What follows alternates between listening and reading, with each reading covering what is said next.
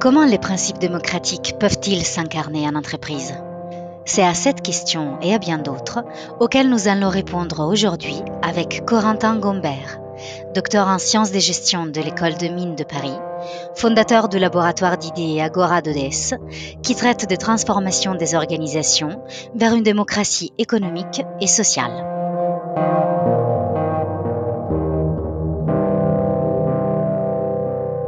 Corentin Gombert, bonjour. Bonjour Lucretia. Je démarre donc avec une première question pour vous, qui est la suivante. Pourquoi devrait-on démocratiser l'entreprise? Bonjour. Donc déjà, merci beaucoup pour l'invitation. Ça fait très plaisir.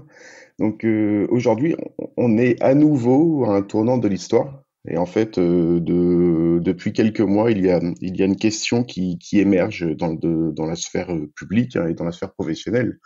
C'est veut-on plus de démocratie ou veut-on moins de démocratie?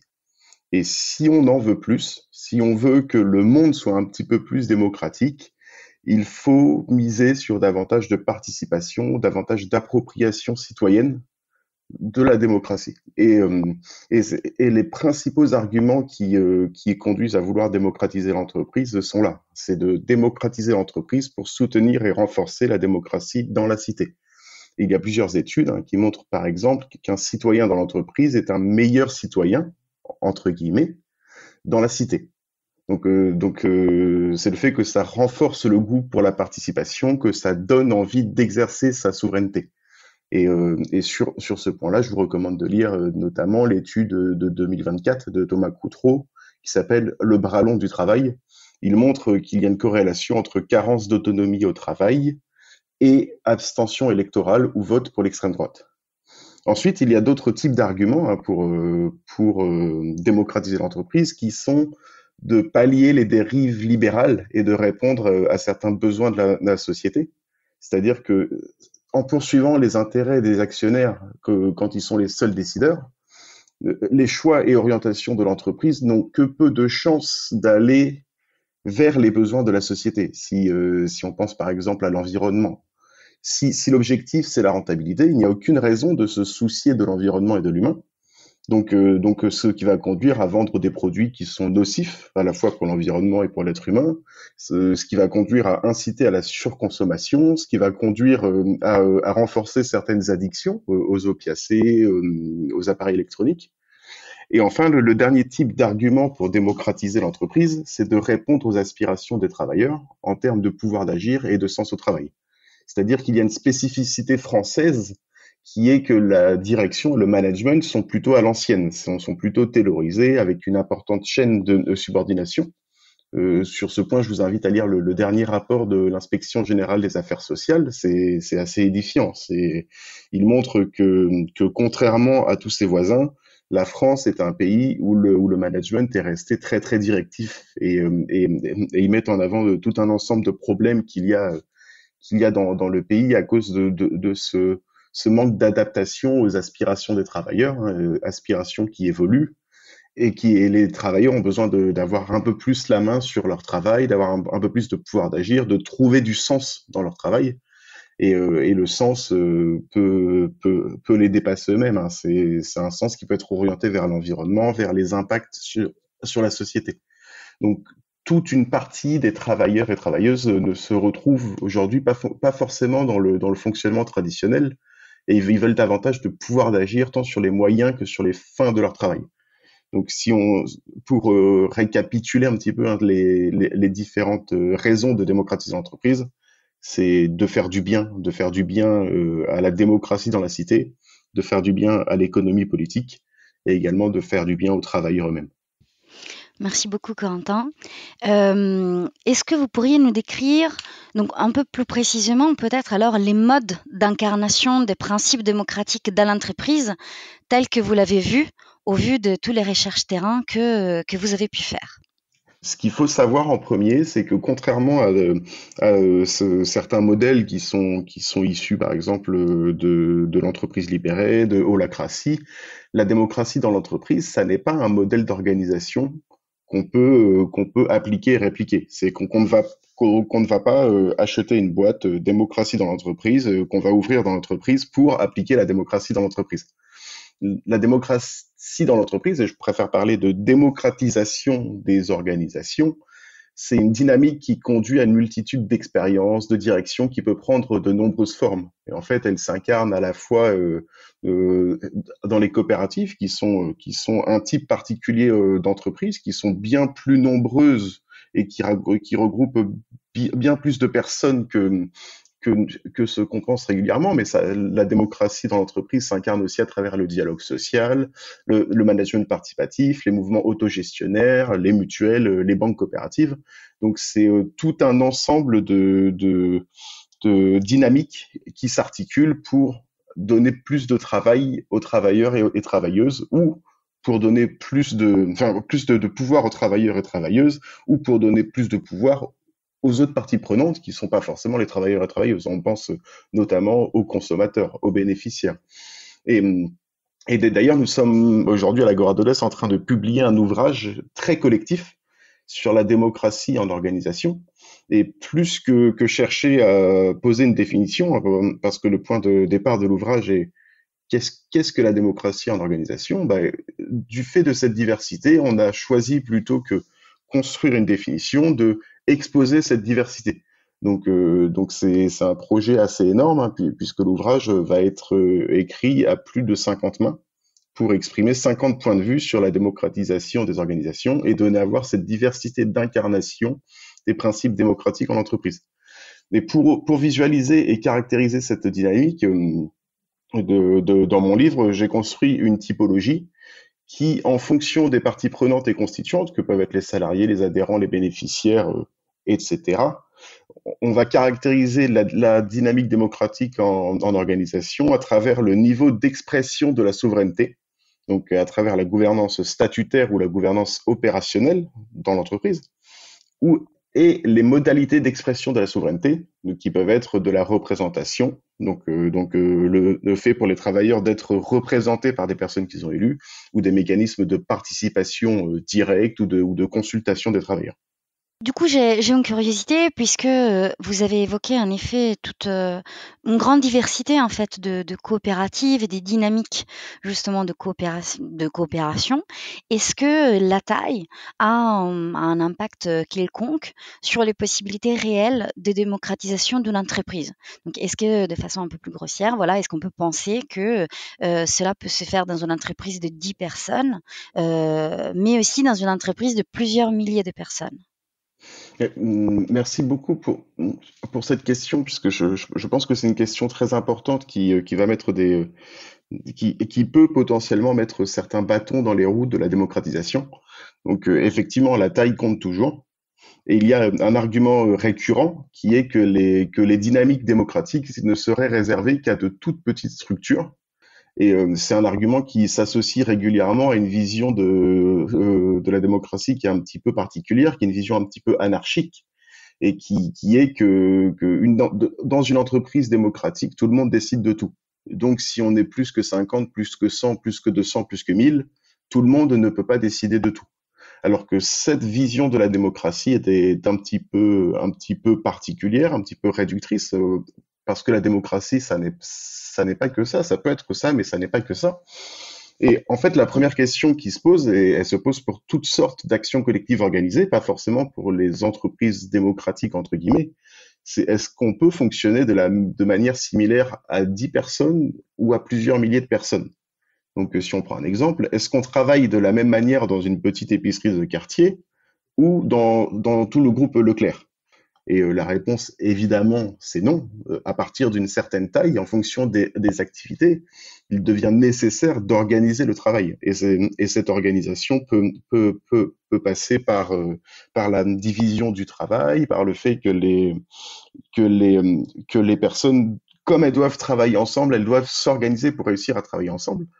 Et par contre, ce travail d'organisation peut tout à fait emprunter certaines pratiques démocratiques.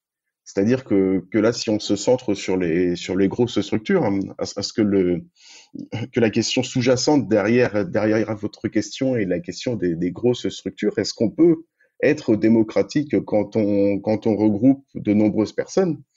Et dans les grosses structures, on va avoir tendance à miser davantage sur des mécanismes de représentation des travailleurs et travailleuses que sur des mécanismes de participation directe des travailleurs. Donc il s'agit là de élire des représentants, de mandater des groupes, de mandater des comités. Dans les grosses structures, ça peut également passer par le fait de procéder à des subdivisions. Je pense là notamment à la SCOP ALMA, qui est une SCOP dans la région de Grenoble, qui regroupe un peu plus d'une centaine de personnes, voire plusieurs centaines de personnes, et qui a divisé l'entreprise en plusieurs entreprises. La structure reste la même, mais il y a la SCOP ALMA et ses scopettes. Et les scopettes fonctionnent toutes de manière de manière démocratique, mais rassemblent une quarantaine de personnes chacune. Et enfin, il y a quelque chose qui arrive en ce moment qui m'intéresse beaucoup, mais je ne suis pas spécialiste du sujet. C'est le potentiel intéressant qui est fourni par l'intelligence artificielle. C'est-à-dire que, notamment via la mobilisation d'entreprises de pratiques qui sont issues de la civic tech. Donc la civic tech, c'est les technologies mises en œuvre pour participer à la démocratie dans la cité. On va pouvoir étendre le scope démocratique dans l'organisation à, euh, à des plus grosses ampleurs. C'est-à-dire qu'on peut, avec l'IA, travailler et décider à plusieurs milliers de personnes, et donc de récolter la voix de ces plusieurs milliers de personnes et surtout exploiter cette voix. Et, et quand on parle d'entreprise, hein, par exemple, l'Agora d'Odès est partenaire avec Hubcop, qui est la plus grosse scope de France. Et Hubcop emploie aujourd'hui plusieurs milliers de personnes dans le monde. Et le fonctionnement de l'entreprise est tout à fait démocratique. Et donc, pour répondre à la question, effectivement, Uber, Amazon ou Tesla pourraient tout à fait être démocratiques. Pour moi, si une boîte de 10 000 personnes ne peut pas être démocratique, est-ce qu'on pense vraiment qu'un pays de 70 millions de personnes peut l'être? Peut-on survivre si on a une entreprise à fonctionnement démocratique? Oui, c'est une très très bonne question puisque effectivement la démocratisation des organisations, c'est une dynamique complexe et incertaine. Et en fait, quand on s'intéresse au sujet à la fois par les pratiques sur le terrain, à la fois en allant observer dans des entreprises ou en lisant beaucoup, hein, parce qu'il y a énormément d'écrits sur les entreprises démocratiques. Ce qui est dommage, c'est que la théorie un petit peu dominante, hein, c'est la théorie de la dégénérescence démocratique et qui s'applique vraiment en pratique. C'est que que l'entreprise peut facilement dégénérer, c'est-à-dire de s'écarter de ses objectifs initiaux, de ses objectifs premiers qui sont d'être démocratique et de fonctionner en tant qu'entreprise démocratique. Et cette dégénérescence se matérialise comme un ensemble de risques réels auxquels doit faire face l'organisation. Donc, on peut les classer, hein, en plusieurs types de risques. Il y a des risques pour la pérennité du projet sociopolitique, qui s'incarne à travers une oligarchisation et une concentration des pouvoirs entre les mains d'une entre guillemets caste managériale.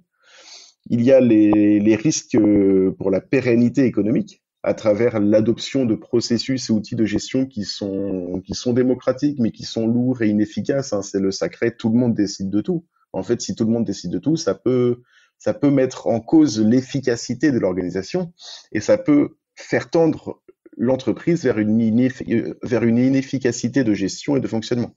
Par exemple, comme je disais, pour la collégialité de toutes les décisions, même les décisions qui doivent être prises rapidement. Imaginez si on est une entreprise qui fait du service et qui a un client qui nous contacte pour avoir un service un petit peu particulier.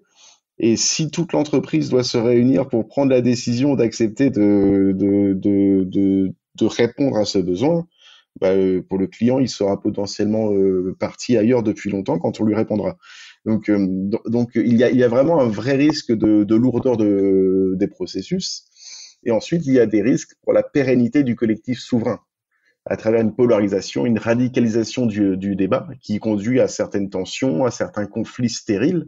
Et je ne dis pas qu'il faut nier le conflit, justement, certains conflits stériles qui n'apportent rien et qui mettent en danger plutôt l'organisation. Cette radicalisation peut conduire à une dislocation pure et simple du collectif souverain. C'est-à-dire, pour être simple, si on passe son temps à s'engueuler, ben, on n'a pas envie de ça. Donc, à un moment, pour le collectif, juste il s'arrête, il y a toute une partie des personnes qui partent, et ça peut mettre en danger l'entreprise. Et tous ces risques sont intrinsèquement liés, c'est-à-dire qu'on peut imaginer une espèce de reprise en main qui se matérialise comme une prise de pouvoir par certains pour lutter contre les risques qui pèsent sur l'activité du fait d'une inefficacité des processus. C'est-à-dire que si une fois, deux fois, trois fois, on rate un client parce que les processus sont trop lourds, bah, pour la quatrième fois, il y a un tel cadre dans l'entreprise qui va prendre les choses en main, qui va s'approprier les pouvoirs, et ce qui va conduire à une oligarchisation potentiellement. Donc, ces risques sont plutôt importants, mais ça ne rend pas le danger qui pèse sur l'entreprise démocratique inéluctable. C'est-à-dire que le collectif doit s'armer pour contrer ces risques.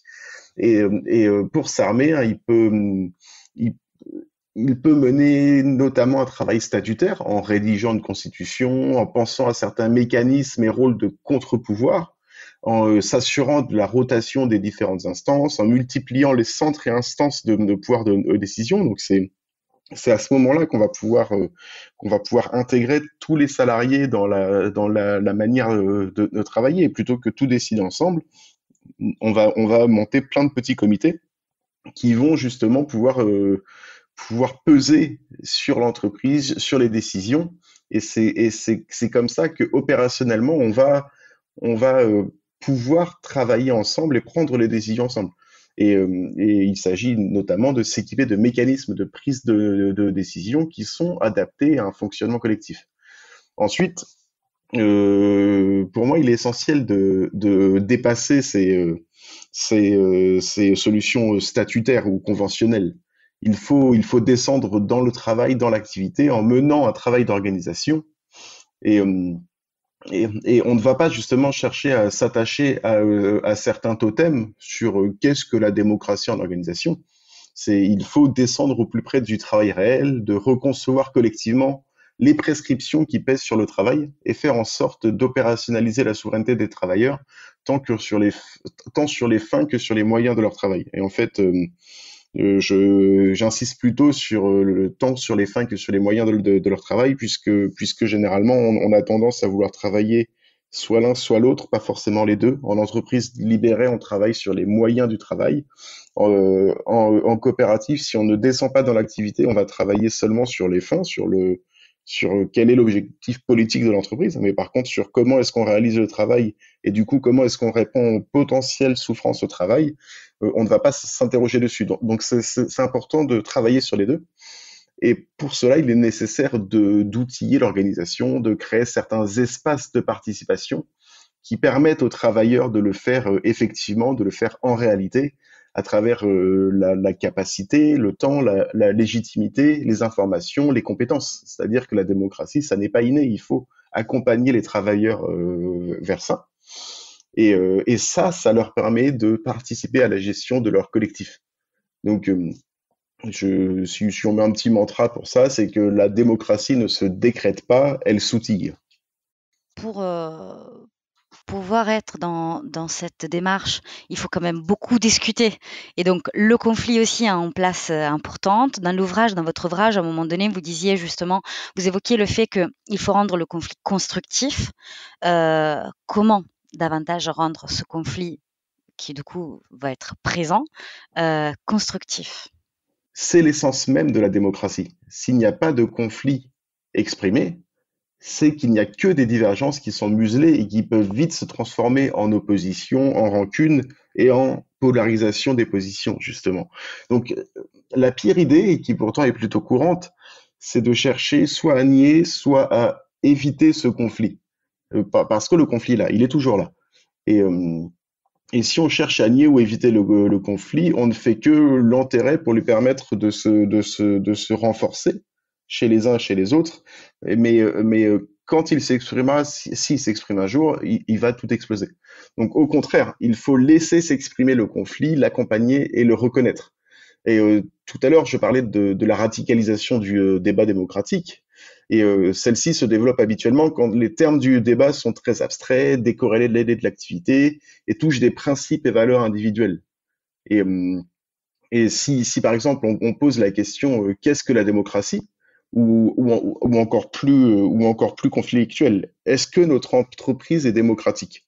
Si le travail d'organisation de la démocratie se résume à poser cette question, bah, j'aimerais pas être dans la pièce. Parce qu'en fait, la démocratie, c'est quelque chose à laquelle chacun est intimement attaché, chacun est intimement lié. Et si la question se résume à se demander si on est démocratique ou pas, on va juste s'engueuler. On va juste créer du conflit pour du conflit. Alors que, qu'il faut donner aux moyens, il faut donner aux personnes le moyen de travailler ensemble. Et travailler ensemble passe par adopter un vocabulaire commun. Et c'est à ce moment-là que le conflit peut être constructif. C'est-à-dire que c'est des questions qui sont intéressantes mais risquées. Il faut descendre dans l'activité pour se comprendre. Et les questions plutôt que qu'est-ce que la démocratie ou notre entreprise est-elle démocratique deviendraient comment est-ce qu'on fixe une rémunération? Quels sont les critères pour recruter quelqu'un? Et là, c'est beaucoup plus facile parce que chacun a une opinion et l'opinion ne va pas heurter les valeurs des autres. Donc chacun a une opinion, les points de vue sont divergents, évidemment, mais par contre, avec ça, on peut avancer. Parce qu'on ne heurte personne et juste on avance de manière constructive et on bosse ensemble sur comment est-ce qu'on fixe un salaire alors qu'on a déclaré qu'on était démocratique. Et, et du coup, on peut se poser la question, mais si on est concrètement en désaccord sur comment on fixe une rémunération, si personne n'est d'accord, ben, le conflit est effectivement toujours là. Comment est-ce qu'on fait? Et c'est là qu'on va rentrer dans les outils, dans les outils qui permettent au collectif de prendre en charge les conflits. Et on pense notamment aux mécanismes et outils qui sont issus de la sociocratie, que beaucoup connaissent aujourd'hui. Par exemple, la gestion par consentement, qui permet de redonner le pouvoir sur un conflit à ceux qui sont réellement impactés par la source de ce conflit. Et de mon côté, moi, je suis plutôt attaché à ce que Mary Parker Follett appelle la troisième voie, qui est assez simple, hein. C'est qu'il s'agit de laisser s'exprimer les oppositions qui s'expriment comme deux voies alternatives, mais qui ne peuvent pas s'accorder, et de chercher collectivement la troisième voie. Pour l'exemple classique de Mary Parker Follett, c'est dans une pièce, il y a une personne qui a froid et une personne qui a chaud. Donc si on ouvre la fenêtre, on va donner plus froid à la personne qui a froid, et si on ferme la fenêtre, on va donner plus chaud à la personne qui a chaud. Ben ça, c'est un conflit qui est irréconciliable dans le sens où chaque résolution du conflit va conduire à nier le besoin de l'autre personne. Alors qu'il existe une troisième voie qui est d'aller ouvrir une fenêtre au fond de la pièce. Parce que comme ça, on ne provoque pas de courant d'air sur la personne qui a froid et ça rafraîchit quand même un petit peu l'air pour la personne qui a chaud. Donc ça, c'est une résolution du conflit à la Mary Parker Follett. Donc si maintenant on l'applique dans l'entreprise, j'ai travaillé quelques années moi sur le secteur du conseil et je pense que c'est un exemple intéressant puisque c'est un secteur qui est en plein bouleversement aujourd'hui. Euh, il y a certaines pratiques qui incarnent la subordination et le dévouement des travailleurs à l'entreprise qui sont régulièrement mis en cause. Spécifiquement, moi j'ai en tête l'émission full time qui est on prend un consultant, on l'envoie chez un client à temps plein pendant plusieurs mois, voire plusieurs années, parfois loin de chez lui, et le consultant en question, on ne le revoit plus. Et on ne le revoit plus parce que sa mission est trop longue, ou on ne le revoit plus parce que il est trop fatigué, parce qu'il en peut plus, parce qu'il n'est plus rattaché à son entreprise, et il va finir par quitter l'entreprise. Donc c'est un conflit intéressant, parce que pour le cabinet, c'est des missions particulièrement rentables. C'est sur certains cabinets, c'est ça qui crée la rentabilité économique et c'est ça qui permet au collectif de vivre. Et elles sont même parfois nécessaires. Par contre, pour certains consultants, bah, ces missions-là provoquent un épuisement, un isolement, un détachement vis-à-vis de l'employeur, parce que l'employeur psychologique devient plus le client que le cabinet qui l'embauche. Et, euh, et pour résoudre ces enjeux, un travail d'organisation doit être mené sur les mécanismes d'appariement entre travailleurs et mission. Et ce travail, moi, ce que je recommande, c'est de le mener collectivement, que les travailleurs qui sont impactés par ces mécanismes-là soient au cœur du dispositif de conception.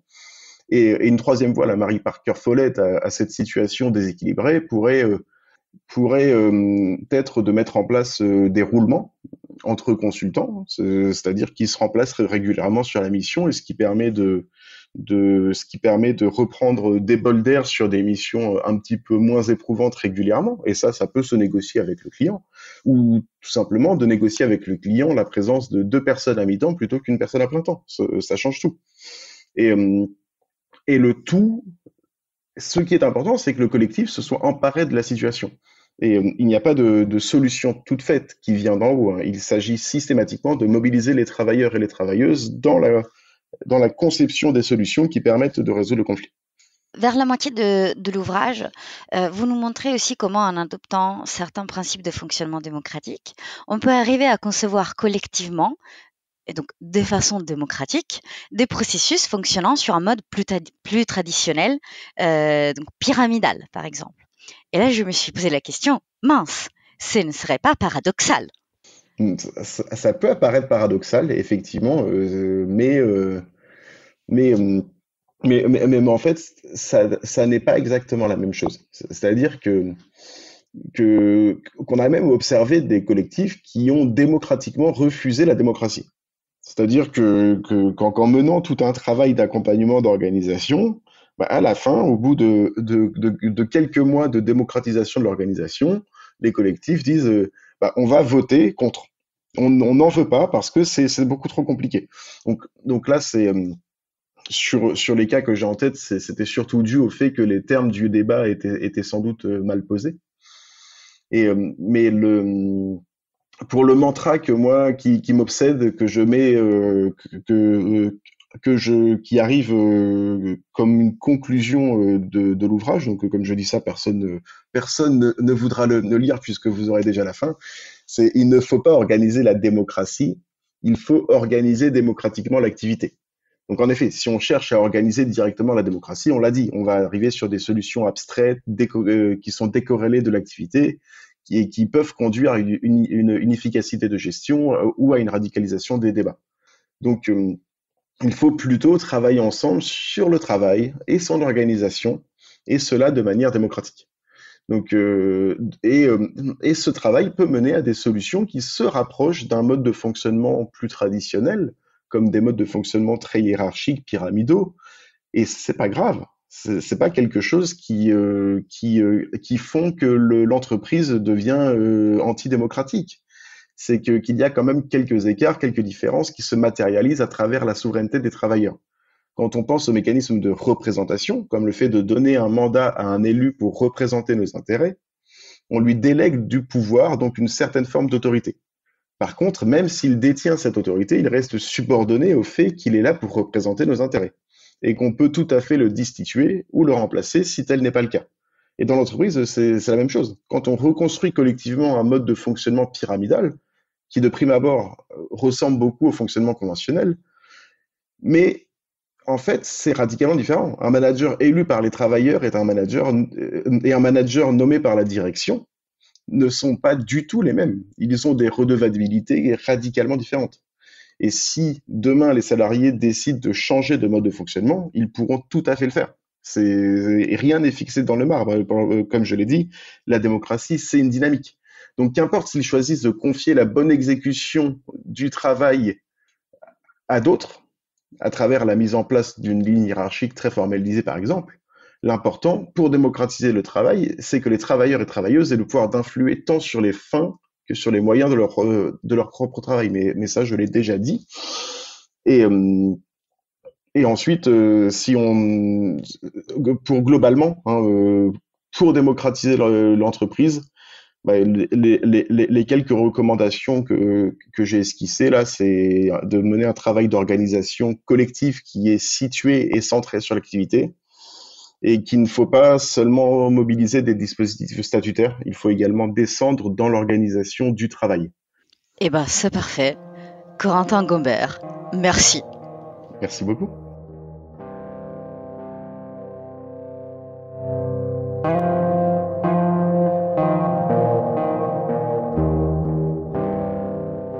C'est ainsi que se termine notre épisode consacré à l'organisation démocratique de l'activité en entreprise. Si vous souhaitez aller plus loin, je vous invite à lire l'ouvrage de Corentin Gombert, Entreprise, osons la démocratie, paru aux éditions Presse des Mines en 2024, à rester à l'affût de l'apparition de l'ouvrage collectif Démocratie en action vers des approches alternatives de l'entreprise et du travail, ou carrément à entrer en contact avec Corentin ou l'Agora d'Odès. Je vous remercie et à très bientôt.